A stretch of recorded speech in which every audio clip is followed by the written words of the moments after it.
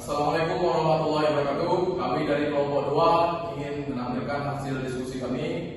Baik, sebelum kita mulai, perkenalkan, nama saya Abdul Zaman. Nama saya Ananda Randua. Nama saya Endar Maris Munandar. Nama saya Fikri Nurhadini. Nama saya Andi Dandar. Nama saya Kadang Rizky. Nama saya Pradi Prasetya. Nama saya Yusuf Abdul Ridwan. Baiklah, kami akan dan presentasikan hasil diskusi kami. Gambaran umum proyek Laboratorium Kesehatan Provinsi Jambi. Pelaksanaan kegiatan pekerjaan pembangunan gedung PPC dan front office pada Balai Laboratorium Kesehatan Daerah Provinsi Jambi di Jalan RF Nur Atma Dibrata nomor 064 Telanayapura, Kecamatan Telanayapura, Kota Jambi dengan kode pos 36361. Lokasi ini berbatasan langsung dengan wilayah Gaya sebagai berikut. Data umum, nama proyek belanja modal pembangunan geng PPC dan front office Labkesda. Lokasinya Jalan RM Nur Atma Dibrata nomor 06A Telanayapura, Kecamatan Telanayapura, Kota Jambi. Nama kontrak Diskes PPK 6/2020. Pemilik proyek pemerintah Provinsi Jambi. Konsultan perencana CP Eldi Swa Konsultan. Konsultan pengawas CP Citra Nugraha Konsultan. Kontraktor pelaksana CP Royal Agung Mandiri. Waktu rencana 150 hari kalender. Sumber data pemerintah Provinsi Jambi. Sumber dana DAK luas lahan 2052 meter persegi. Balai Laboratorium Kesehatan Daerah Provinsi Jambi merupakan unit pelaksana teknis UPT Dinas Kesehatan Provinsi Jambi. Tugas utama UPT ini adalah melaksanakan pelayanan pemeriksaan, pengukuran, penetapan dan pengujian terhadap bahan yang berasal dari manusia atau bahan bukan berasal dari manusia untuk penentuan jenis penyakit, penyebab penyakit, kondisi kesehatan atau faktor yang dapat mempengaruhi pada kesehatan perorangan dan masyarakat untuk meningkatkan kualitas pelayanan Balai Laboratorium. Dinas Kesehatan Provinsi Jambi membangun gedung PPC dan front office pada Balai Laboratorium Provinsi Jambi. Pemilik proyek ini adalah pemerintah Provinsi Jambi. Sumber dana proyek ini berasal dari APBD Provinsi Jambi tahun 2020 dengan nilai 1,345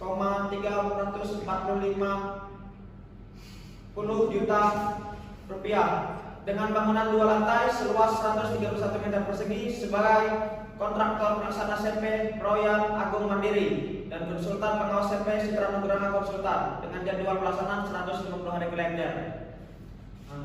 Tabel pemilik proyek pemerintah Provinsi Jambi, konsultan pengawas CP Citra Nugraha Konsultan, konsultan perencana Elnisa Konsultan, kontraktor Royal Agung Mandiri.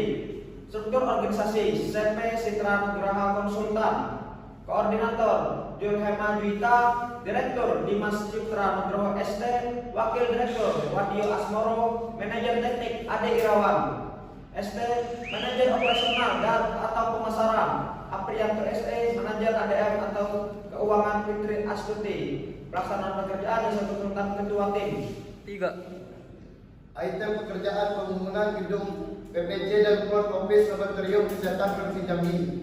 1. Pekerjaan tanah yang terdiri atas pekerjaan penggalian untuk fondasi profil, pekerjaan hubungan tanah kembali. 2. Pekerjaan beton yang terdiri atas pekerjaan fondasi, profil, pekerjaan atap, dek, pekerjaan pelkat, tibel atau slope, kolom, balok, plat lantai, plat beton meja labor, plat beton kanopi, plat lantai bordes, pekerjaan pelandak, pekerjaan kanopi teras, pekerjaan plat beton tangga dan pekerjaan tangga. Dimensi pekerjaan konstruksi: 1. Luas satu lantai 125 meter persegi. 2. Luas bangunan keseluruhan 250 meter persegi. 3. Luas lahan 2052 meter persegi. Jumlah lantai yaitu 2 lantai. Fungsi tiap lantai: pertama lantai dasar ruang patologi dan lantai kedua yaitu ruang imunologi. Elevasi lantai dasar kurang lebih 4,4 meter. Elevasi lantai 1 kurang lebih 8 meter. Spesifikasi dari struktur bangunan gedung yang digunakan: fondasi yang dipakai, profil, mutu beton K225, kedalaman fondasi tapak 2 meter, bentuk kepada si tata persegi. Struktur atasnya yaitu beton-betonan untuk beton pada 225. Kolom terdiri dari kolom K1 ukuran 35 kali 25, kolom K2 ukuran 30 kali 30, kolom K3 ukuran 30 kali 30, dan kolom praktis 10 kali 10. Balok yang terdiri dari balok B1 ukuran 25 kali 25, B2 25 kali 45, B3 25 kali 35, B4 ukurannya 25 kali 30, B5 ukuran 25 kali 30, B6 15 kali 20. Balok pinggang ukuran 10 kali 20, balok kanopi ukuran 10 kali 20, balok serok tangga S2 20 kali 30, balok BL1 ukuran 30 kali 20, BL2 25 kali 40, BL3 20 kali 35, dan balok anak 20 kali 30. Lantainya itu beton bertulang dan atap dan beton. Berikut adalah time schedule, dan yang kedua yaitu item pekerjaan dan lain-lainnya. Terima kasih. Baiklah, saya akan melanjutkan menjelaskan karakteristik proyek konstruksi. Secara umum, kedengarannya istilah proyek itu selalu identik terhadap sesuatu yang berhubungan dengan pekerjaan di dalam pembicaraan sehari-hari. Namun jika dilihat secara lebih luas, proyek sebenarnya banyak jenisnya, tergantung case-nya masing-masing, dan berupa proyek konstruksi, proyek industri, manufaktur, proyek penelitian riset, proyek dalam bidang pendidikan, proyek perfilman, dan sebagainya berikut. Untuk pembahasan kali ini, saya tentunya tidak membahas secara keseluruhan dari berbagai macam proyek tersebut. Namun, sesuai dengan ciri khas dari blog ini, maka yang akan kami bahas secara khusus hanya ciri-ciri proyek konstruksi yang memiliki beberapa karakteristik. Untuk proyek konstruksi memang secara khusus jika dilihat secara menyeluruh memiliki beberapa keunikan jika dibandingkan dengan beberapa jenis proyek lainnya seperti proyek industri, manufaktur. Oleh karena itu, dalam penulisan kali ini akan dibahas ciri-ciri suatu proyek konstruksi antara lain sebagai berikut. 1. Bersifat unik. Suatu proyek konstruksi selalu memiliki sifat keunikan yang berbeda-beda dalam pelaksanaannya, walaupun misalnya proyek kali memiliki spesifikasi dan jenis yang sama dengan proyek Y, tetapi dikarenakan lokasi proyek berbeda, tentunya memiliki keunikan tersendiri dalam proses pelaksanaannya. Selanjutnya, item pekerjaan dilakukan secara sistematis. Dalam pelaksanaan suatu proyek konstruksi, setiap item pekerjaan dilakukan secara sistematis dan berurutan sesuai dengan metode pelaksanaannya. Jadi setiap elemen suatu struktur bangunan konstruksi umumnya dikerjakan berdasarkan susunan yang sistematis. Misalnya mulai dari struktur, upper struktur, dan pekerjaan finishing, dan tidak berulang setelah item pekerjaan tersebut. 3. Oke, selanjutnya tahap informasi. Pengembangan sebuah sistem informasi dalam sebuah perusahaan dilakukan dengan pendekatan manajemen proyek, project management. Lepas dari berbagai variasi proyek-proyek teknologi informasi yang ada seperti pembuatan aplikasi, penerapan perangkat lunak, konstruksi infrastruktur jaringan, dan lain sebagainya. Metodologi yang digunakan secara umum adalah sama. Setidaknya ada 6 buah tahapan yang harus dilalui. Yang pertama, perencanaan, analisa, desain, konstruksi, implementasi, dan pasca implementasi. Masing-masing konsultan atau para praktisi teknologi informasi biasanya memiliki variasi masing-masing yang secara prinsip lepas dari ke-6 langkah metodologi di atas. Secara umum, Proyek-proyek sistem informasi dalam perusahaan atau organisasi dapat dikategorikan dalam 3 kelompok besar. Yang pertama, yang bersifat pembangunan jaringan infrastruktur teknologi informasi, menyangkut hal-hal mulai dari pengadaan dan instalasi komputer sampai dengan perencanaan pengembangan infrastruktur jaringan LAN, Local Area Network, dan WAN, Wide Area Network. Implementasi dari paket program aplikasi yang dibeli, dipasarkan dan diterapkan di perusahaan, mulai dari software kecil seperti produk-produk retail Microsoft sampai dengan aplikasi terintegrasi berbasis ERP seperti SAP dan BAN. Perencanaan yang dibuat sendiri khusus kostum software baik internal perusahaan maupun kerja dengan pihak luar seperti konsultan dan software host. Pengujian hukum Pareto konstruksi. Pengujian konstruksi adalah elemen kritis dari jaminan kualitas konstruksi dan mempresentasikan kajian pokok dari spesifikasi, desain dan pengodean. Sasaran penguji konstruksi pertama, pengujian adalah proses eksekusi suatu program dengan maksud menemukan kesalahan. Test case yang baik adalah test case yang memiliki probabilitas tinggi untuk menemukan kesalahan yang belum ditemukan pernah sebelumnya. Pengujian yang sukses adalah yang mengungkap semua kesalahan yang belum pernah ditemukan sebelumnya. Prinsip pengujian. Pertama, semua pengujian harus dapat ditelusuri hingga persyaratan pelanggan sebagai tujuan utama pengujian perangkat lunak, yaitu untuk mengungkap kesalahan yang mana berarti kesalahan paling fatal apabila perangkat lunak tidak dapat memenuhi syarat yang ditentukan oleh pelanggan. Kedua, penguji harus direncanakan lama sebelum pengujian itu dimulai. Perencanaan pengujian dapat dimulai setelah model persyaratan telah dilengkapi. Definisi detail tentang test case dapat dimulai segera setelah model desain ditemukan. Dengan demikian, pengujian dapat direncanakan dan dirancang sebelum pengodean dilakukan. Prinsip Pareto berlaku untuk pengujian perangkat lunak. Prinsip Pareto mengimplikasikan bahwa 80% dari semua kesalahan yang ditemukan selama pengujian hanya dapat ditelusuri 20% dari semua modul program. Hanya saja kita sulit untuk mengetahui modul yang mengalami kesalahan dan mengujinya dengan teliti. 3. Selanjutnya, tugas model sebelum dan sesudah PE. Biaya adalah jumlah segala usaha dan pengeluaran yang dilakukan dalam pengembangan, memproduksi dan mengaplikasikan produk atau proyek. Dengan kata-kata merupakan biaya siklus hidup.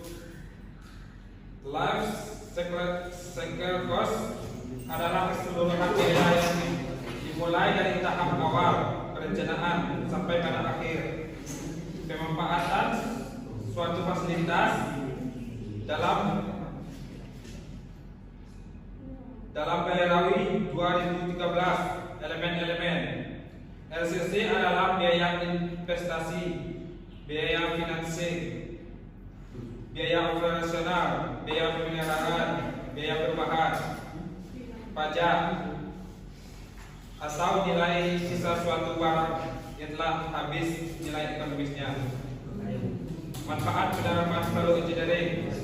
Aplikasi value engineering dalam proyek konstruksi meyakinkan para pihak di dalam proyek bahwa investasi pada konstruksi memproduksi aset yang bernilai di mana nilai tersebut efektif untuk membangun, menggunakan dan memelihara.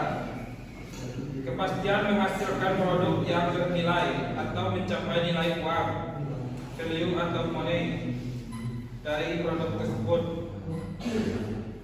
Berdasarkan Challenton dan Green 1996 dalam Bayarawi 2013, karena pada dasarnya penerapan rekayasa nilai akan memastikan kebutuhan untuk proyek yang akan selalu diverifikasi dan didukung oleh data. Sasaran dari proyek yang dibahas secara terbuka dan jelas. Keputusan penting dalam proses rekayasa nilai yang rasional, tegas, dan dapat diandalkan. Desain yang dikembangkan dalam kerangka tujuan proyek yang pasti disepakati. Berbagai pilihan alternatif selalu diperhitungkan. Pengajuan desain dievaluasi dan secara hati-hati dipilih berdasarkan kriteria kinerja yang telah ditetapkan. 3. FAST diagram. Facial Analysis System FAST. Facial Analysis System FAST dilakukan untuk melihat identifikasi fungsi dasar dan fungsi pelengkap. Cara kerja diagram ini berawal dari penentuan fungsi untuk dan bagaimana cara pencapaiannya dan akan dijelaskan mengenai hal tersebut dilakukan why. Diagram ini juga melakukan pembagian antara lingkup desain dan lingkup konstruksi untuk tercapainya analisa yang dibuat. Langkah-langkah dalam penyusunan diagram FAST ini adalah sebagai berikut. 1. Menyiapkan suatu daftar fungsi dari suatu item dengan menggunakan definisi 2 kata seperti yang telah diterapkan pada analisis fungsi. 2. Menuliskan setiap fungsi pada kartu kecil, kemudian menentukan posisi fungsi utama, fungsi tertinggi, fungsi terendah, dan fungsi sekunder yang diinginkan dengan menjawab pertanyaan yang seperti diwakili, yaitu seperti yang berikut. A. Bagaimana fungsi itu sebenarnya dilakukan? B. Mengapa perlu untuk menyampaikan kata kerja atau kata? Benda beberapa istilah yang diperlukan pada metode FAST adalah fungsi utama atau fungsi primer. Fungsi utama ini merupakan fungsi bebas yang menjelaskan kegiatan utama yang harus ditampilkan oleh sistem. Fungsi ikutan, fungsi ini disebut fungsi sekunder dan kebanyakan tergantung pada yang lebih tinggi. Tahap kreatif dalam rekayasa nilai. Berpikir kreatif adalah hal yang sangat penting dalam mengembangkan ide-ide untuk memunculkan alternatif dari elemen yang masih memenuhi fungsi yang sama. Kemudian disusun secara sebelah sistematis. Alternatif tersebut dapat ditinjau dari berbagai aspek antara lain. 1. Bahan atau material. Kemunculan penggunaan alternatif bahan dikarenakan semakin banyaknya jenis bahan bangunan yang diproduksi dengan kriteria yang mempunyai fungsi yang sama. Seiring dengan berkembangnya kemajuan teknologi, jenis bahan yang mempunyai fungsi yang sama dapat dibuat atau dicetak dengan mutu dan kualitas yang hampir sama juga. Metode pelaksanaan. Dalam melaksanakan suatu pekerjaan pastinya mempunyai cara atau metode sendiri-sendiri. Pada zaman dahulu, cara menyelesaikan suatu pekerjaan hanya menggunakan tenaga manusia dengan alat-alat sederhana. Lean costing merupakan teknik manajemen yang digunakan untuk mengidentifikasi dan memonitor biaya produk selama siklus hidupnya. Siklus hidup meliputi semua tahap, mulai dari perencanaan produk dan pembelian bahan baku hingga pengiriman dan pelayanan atas produk yang sudah jadi. Siklus hidup costing didefinisikan sebagai total biaya seluruh hidupnya, termasuk perencanaan, desain, akuisisi, dan hubungan biaya dan biaya lainnya yang terkait secara langsung untuk menggunakan aset. Lean cycle costing. Aspek of lean cycle costing. Lean cycle costing memberikan preskriptif jangka panjang karena mempertimbangkan semua biaya selama siklus hidup produk atau jasa. Manajer tertarik terhadap total biaya selama siklus hidup keseluruhan yang biasanya dipisah dan menjadi 3 komponen, yaitu biaya hulu, biaya produksi, dan biaya hilir. Biaya hulu dan hilir dapat dikelola dengan cara meningkatkan hubungan dengan supplier dan distributor, dan cara yang paling penting adalah desain produk dan proses produksi. Alternatif dan solusi untuk membangun pada pembangunan gedung PPC dan front office laboratorium kesehatan Provinsi Jambi di Jalan RM Nur Admi Brata, Kalentura, Kota Jambi, agar menginput data-data dalam perencanaan yang lebih rinci sebagai dasar acuan dan pelaksanaan pekerjaan.